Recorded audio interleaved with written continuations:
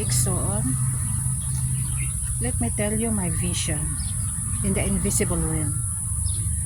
I saw a man. It's all white, kneeling.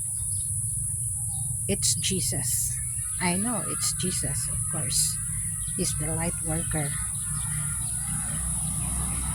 He is kneeling and pleading to the Father for you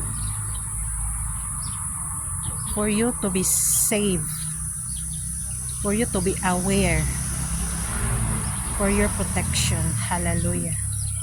This is how Jesus asking the Father in heaven. You know what, igsoon? This is the proper way how Jesus asked to his Father. Hallelujah. Kanang wala ko nang daot, no? I just want you to be aware how to be effective kung mag-prayer mo. Kung mag-ampo mo, diretso sa amahan, luhod mo dito. Kinasing-kasing nga pag-ampo, paghangyo. Pero igsoon, kung mag-ampo mo, i-address niyo kay Jesus. Kaya ang inyong pag-ampo dire, si Jesus na ang mudala na dito sa amahan.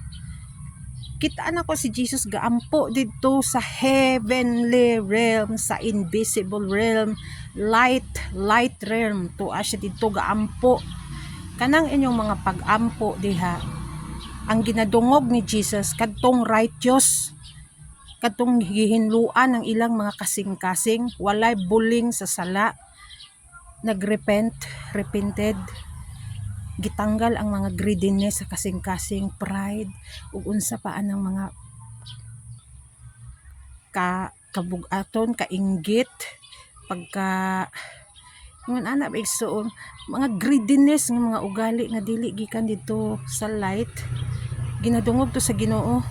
Pero ang mga pag-ampo sa pasensya na igsoon, this is the reality, this is what I am saying in heavenly places.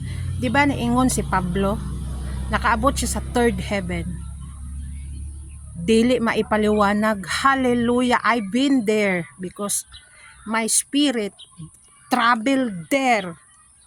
I saw Jesus, how he prayed for the Father in heaven. Hallelujah. If you pray, address the name Jesus direct to the Father. That's the reality, no other. Amen. Amen.